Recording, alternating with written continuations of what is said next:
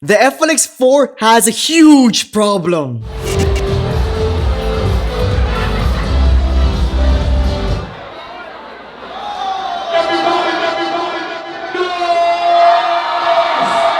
The DDJ-FLX4 was designed to be the best beginner DJ controller Pioneer DJ has ever made so far.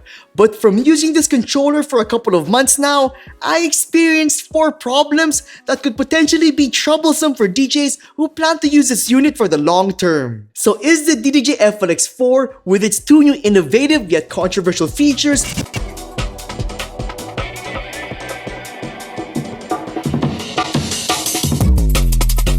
and its ability to work with Rekordbox DJ and Serato DJ natively, worth its price tag of $299? And is the FLX4 really the best beginner DJ controller you can buy right now? Third problem with FLX4 is this. This is the biggest mother.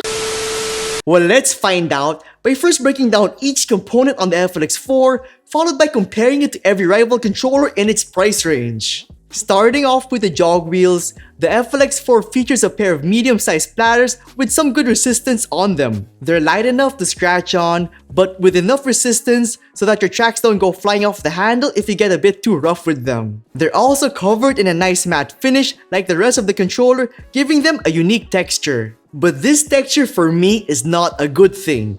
Though the jog wheels look sleek, the top of the jog wheels aren't as grippy as the 400s, which feature a more traditional coating similar to every Pioneer DJ controller. In the months I've had this controller, I honestly found myself exerting more effort to grip the jog wheels when doing technical scratching. Now don't get me wrong, the FLX4's jog wheels are as light and as responsive as ever, and you can totally scratch on them.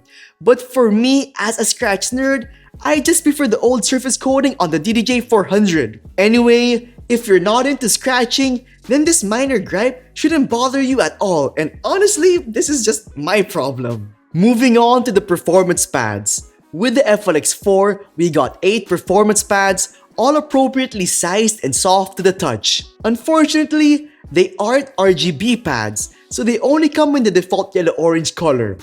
This doesn't really affect performance though, but for $299, I was expecting more, since the Inpulse 500 costs $299 as well and has RGB pads. What I do appreciate on the FLX4 though are the performance modes available. Unlike the 400, on the FLX4, we have Hot Cue, Pad Effects 1, Beat Jump, and Sampler. Besides the pads, we have Pioneer DJ standard circular play and cue buttons, while on the other side, we have the tempo fader. On the top side, you've got the loop buttons, as well as the beat sync, master, and tempo range buttons. The main mixer section on the FLX4 is where the party's at, with the addition of a few innovative features exclusive to this controller so far. On the right side, you have the master volume knob, the beat effect switch, effects select button, beat buttons, effects level knob, and of course, the effects button itself. The central portion has your standard EQ section, including CFX knobs. And this section is pretty uniform in terms of looks with every other Pioneer DJ controller.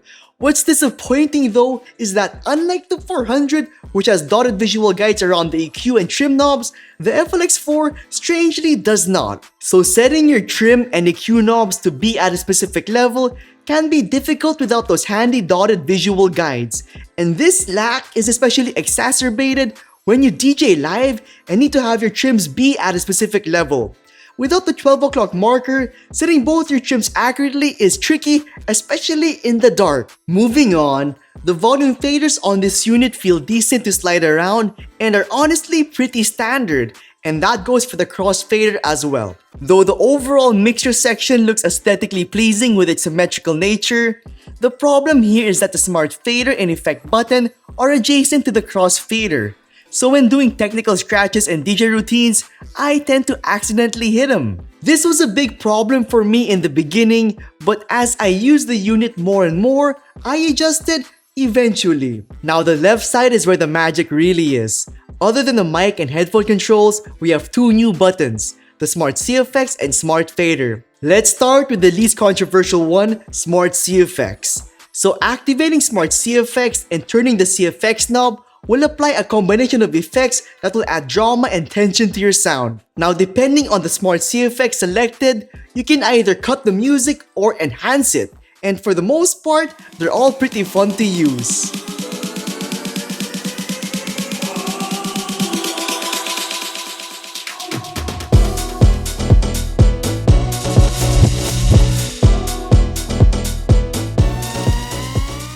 Moving on to the main divisive feature, Smart Fader. Now this is an amazing innovative tool which is sure to help beginners massively in the way they mix, especially when they transition huge BPM differences. So when Smart Fader is activated, crossfading from one deck to the other transitions your tracks.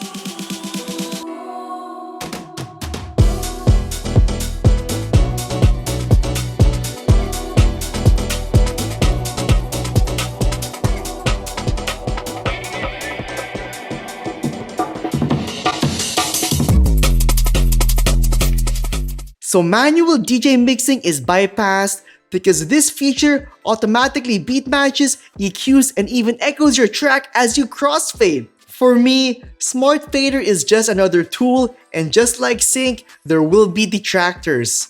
I just feel that we can't fight technology's march forward, so we either adapt to the times and use this tool to our advantage, or we don't. Now, enough DJ philosophy, let's get back to the review. The FLX4 was designed to work with Rekordbox DJ and Serato DJ, but other softwares like Virtual DJ and Algorithm DJ will be workable with this controller in due time. Plus, we have Rekordbox DJ for iOS and Android coming in soon. But from using this unit extensively, I can honestly say that the FLX4 works the best with Rekordbox DJ, and that's for one reason. Since the FLX4 comes in Serato DJ Lite, you are essentially getting a stripped back version of Serato DJ Pro. Yes, you can DJ perfectly fine with Serato DJ Lite, but important features like the ability to make playlists, use EQ points, detect the key of your track, use a bunch of effects, etc. are all locked behind the paywall. That essentially means you won't be able to use FLX4 to its full potential with Serato DJ Lite unless you pay and upgrade to Serato DJ Pro. But even if you do upgrade and get all those pro features and functionalities, unfortunately, the Smart Fader and CFX features don't function the best with Serato DJ Pro.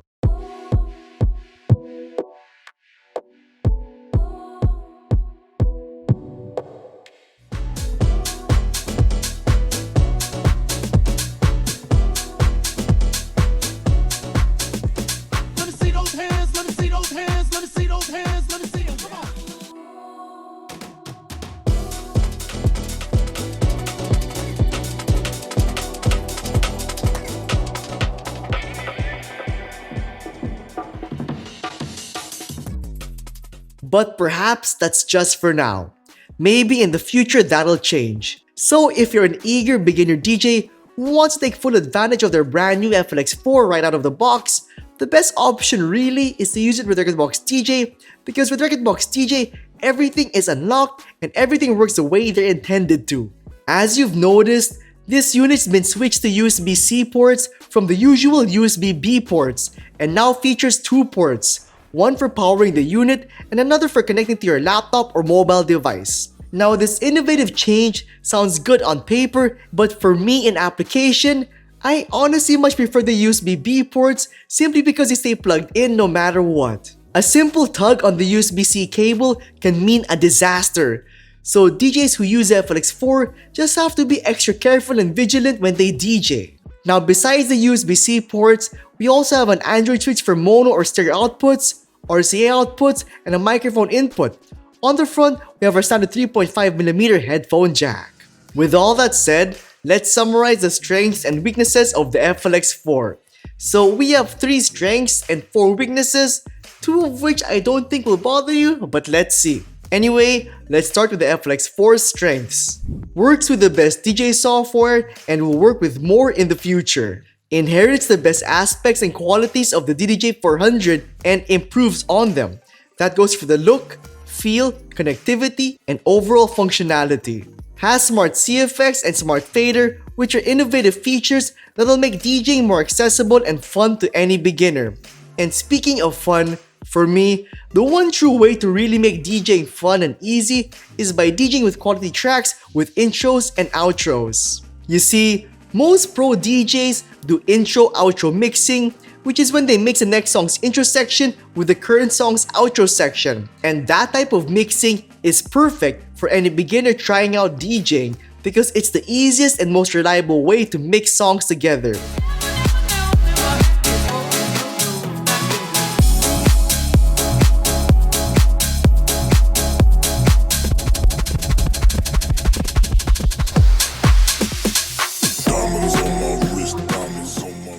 And so, pro DJs like myself download these types of tracks and more from DJ record pools. And you can think of DJ record pools as huge libraries of music of all genres where DJs can download all the songs they could ever need. From DJ-friendly tracks to radio edits to remixes to instrumentals to acapellas, etc. Record pools just have everything. And so, the DJ record pool I subscribe to and get all my music from is Crate Connect. And you can get a huge discount on their services by using the coupon code DJ Carlo when you sign up on their site. Anyway, let's now move on to the FLX4's weaknesses. So the number one weakness of the DDJ-FLX4 is its USB-C port. Though USB-C is the right step forward, the fact is, compared to its predecessor the DDJ-400, the FLX4's USB-C port simply does not hold on to a cable as strong as the 400's USB-B port. But I'm sure if you secure your FLX4 and make sure everything is plugged in right and tight, you'll be fine. Next, my second problem with the FLX4 is its lack of dotted visual guides for its EQ and trim section. Pioneer DJ's club grade mixers all have dotted visual guides for their EQs and trim knobs, so to see that the FLX4 lacks this is just irritating. The absence of dotted visual guides to mark where the trim and EQ knobs are can hamper a DJ from accurately balancing their levels and EQs, and I personally know this because when DJing in a live dark environment, I had a hard time balancing my levels out.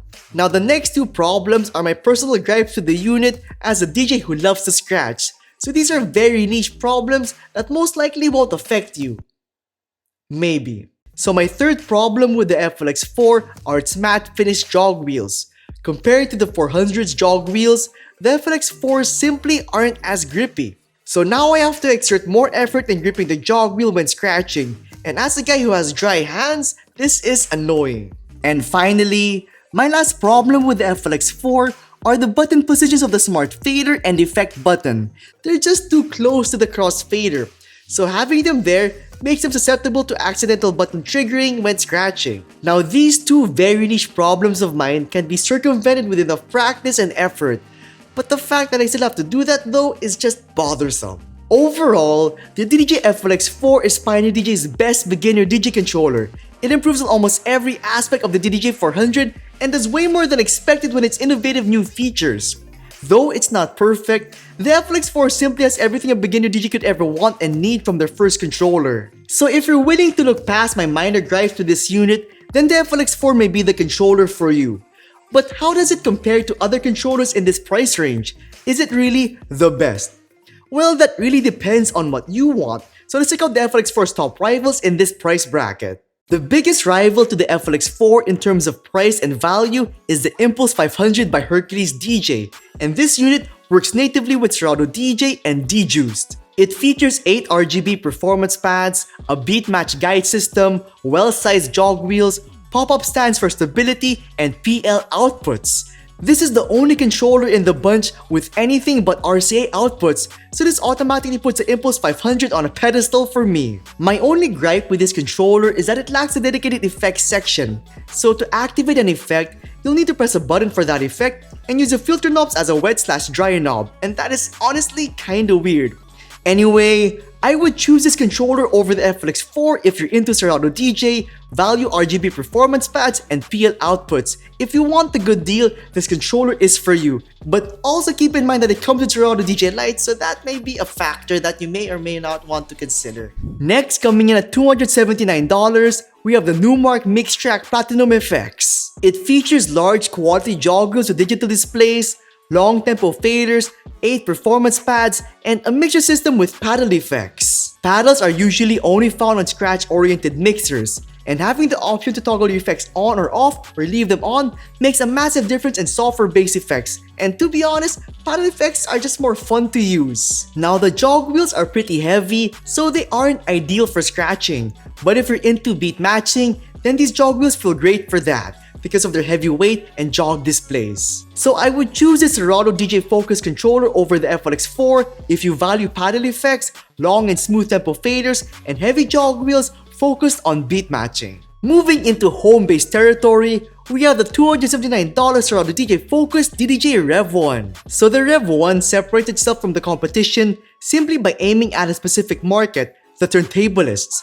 This controller takes cues from Pioneer DJ's S mixers and features large jog wheels perfect for scratching, paddle effects, and 8 centrally located performance pads. So I would choose this controller over the FLX4 if you see yourself using turntables in the future or if you're really into scratching and turntablism. And finally, let's talk about the DDJ-400, the GOAT of entry-level controllers. So like I said a while ago, the FLX4 trumps the 400 in almost every aspect. But there are certain things the 400 has the FLX4 does not, and they are the following. Jog wheels with a grippy surface, an EQ and trim section with dotted visual guides, a spacious crossfader section, and an ever-reliable USB-B port that'll hold and secure a cable no matter what. The problem though is that since the 400 is discontinued, your only source for this product is on eBay. And nowadays, the 400 there sells between $300 to $400. So if you find a DDJ-400 between $200 to $300, consider yourself very lucky. So the big question is, should you buy the 400 over the FLX4? Well, if you value stability, don't care about innovation and using other programs other than Rekordbox DJ, and simply want a tried and tested controller, then get the 400. But let's say you want to spend more to get that DJ controller perfect for you and your budget.